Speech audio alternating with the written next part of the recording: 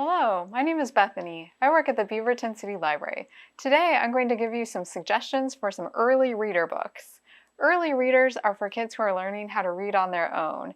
Typically this is kindergarten through second grade, although your child might be older or younger, and that's okay too. Your child may be excited to learn to read by themselves, or you may have gotten a recommendation from your child's teacher. I'm going to tell you about some of my favorite early readers, and I'll have book lists with links to the library catalog in the description box below so you can go place holds on things that sound interesting to you. I'm going to focus on some early readers that are for more advanced early readers. So they're still in the early readers section, but sometimes these have multiple paragraphs, sometimes they have chapters in them, and they have more advanced vocabulary. A lot of times they'll have vocabulary words defined throughout the book, and sometimes they'll have a quiz to check for reading comprehension at the end or discussion questions. So the first one I'm going to talk about is You Should Meet Mae Jemison, and this is from the You Should Meet series. So there's a bunch of these. They're biographies, and they are some interesting ones, but they also have the illustrations, and they do have chapters. And as you can see, it has a couple of paragraphs on each page. And then at the end of this book, it has some more information about the person that the book is about, and it also has a reading comprehension quiz at the end. So that's a good way to check and see if your child understands what they're reading.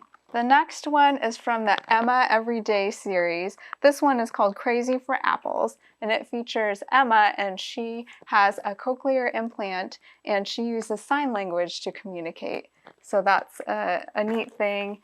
And they do use some finger spellings throughout the book, and then there are showing kids how to use ASL at the end. And so this one is, it has a couple paragraphs per page and some fun storylines about Emma and her family and friends. The next one is Don't Throw It to Mo, and this is from the Mo Jackson series, so there's multiples of these.